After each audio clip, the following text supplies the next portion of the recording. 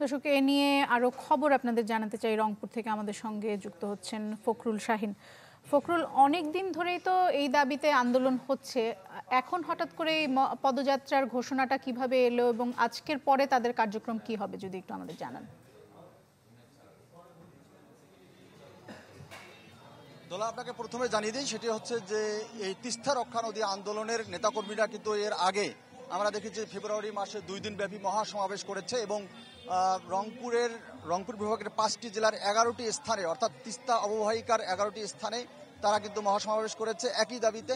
এবং সেখানেই কিন্তু তারা ঘোষণা দিয়েছিল যে যদি দাবি আদায় না হয় মহাপরিকল্পনা বাস্তবায়নে, তাহলে তারা পরবর্তী কর্মসূচি দেবেন। এবং এরই ধারাবাহিকতায় গতকাল তারা কিন্তু সংবাদ সম্মেলন করে আজকের এই গণপদযাত্রা কর্মসূচির ঘোষণা দিয়েছেন। এবং আমরা দেখেছি যে তিস্তা মহাসমাবেশে তিস্তার নদীর অববাহিকায় যে সমাবেশ হয়েছিল, লাখো লাখো তিস্তার দুই পারের মানুষ এবং নেতাকর্মীরা জড়ো হয়েছিল, ঠিক সেইভাবেই আজকেও আমরা দেখেছি যে এই গণপদযাত্রায় কিন্তু হাজারো মানুষ কিন্তু জড়ো হয়েছে। অর্থাৎ সেখানে মঞ্চ থেকে বলা হয়েছে যে 50,000-এর বেশি মানুষ কিন্তু এই গণপদযাত্রায় অংশ নিয়েছে। এবং এর মধ্যে তিস্তা নদী রক্ষা আন্দোলনের নেতাকর্মীরা রয়েছে, তিস্তা দুই পারে মানুষ রয়েছে এবং রংপুর বিভাগের 5টি জেলার তিস্তা অববাহিকার যে তীরবর্তী যে মানুষ, তারা কিন্তু সবাই এই পদযাত্রায় এসেছেন। এবং আমরা দেখেছি যে রংপুর নগরীর শাপলা চত্বরে বেলা 3টার দিকে সেখানে কিন্তু একটি সংক্ষিপ্ত সমাবেশ হয় এবং সেখানে পদযাত্রার উদ্দেশ্যে আমরা দেখেছি যে বিভিন্ন অঞ্চল থেকে, বিভিন্ন জেলা থেকে খণ্ড খণ্ড মিছিল নিয়ে স্লোগান মিছিলে মুখরিত হয়ে তারা কিন্তু একত্রিত হতে থাকেন। এবং সেখানে কিন্তু শাপলা চত্বর এলাকা এবং তার আশেপাশে এলাকা এই কানায় কানায় পরিপূর্ণ হয়ে যায়। একই দাবিতে তারা কিন্তু আসেন। এবং তারপরে আমরা সেখানে দেখেছি সেখানে একটি সংক্ষিপ্ত সমাবেশ হয় এবং সেখানে প্রধান অতিথি হিসেবে ছিলেন বিএনপির স্থায়ী কমিটির সদস্য মির্জা আব্বাস এবং এই তিস্তা নদী রক্ষা আন্দোলনের যে প্রধান সমন্বয়ক আসাদুল হাবিব দুলু, বিএনপির উত্তর অঞ্চলের সাংগঠনিক সম্পাদক, তিনি ছিলেন। এবং সেখান থেকে কিন্তু উদ্বোধন করা হয় গণপদযাত্রা। তারপরেই কিন্তু গণপদযাত্রাটি সেই শাপলা চত্বর থেকে আস্তে আস্তে এটি জেলা পরিষদ, জেলা স্কুল মাঠ অর্থাৎ ডিসির মোড় সেখানকার উদ্দেশ্য যায় এবং ডিসির মোড়ে গিয়েই এই পদযাত্রা শেষ হবে। যদিও কথা ছিল যে রংপুর টাউন হলে শেষ হবে, কিন্তু লোক সংখ্যা এত বেশি, তার কারণে তারা ডিসির মোড় এবং জেলা স্কুল মাঠে এই পদযাত্রা সমাপ্তির ঘোষণা দিয়েছে। এবং আমরা দেখেছি যে এই পদযাত্রায় ব্যানার, ফেস্টুন, প্লাকার্ড নিয়ে কিন্তু অনেকে এসেছেন এবং সবার একটাই দাবি, সেটি হচ্ছে যে এই তিস্তা নদী বাঁচাতে এই তিস্তা মহাপরিকল্পনা বাস্তবায়ন দরকার।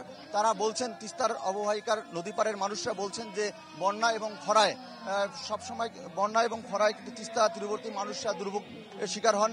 বন্যায় অল্প বৃষ্টিতে কিন্তু প্লাবনের সৃষ্টি হয় এবং রংপুর বিভাগের 5টি জেলার মানুষ কিন্তু প্লাবিত হয়ে পড়েন।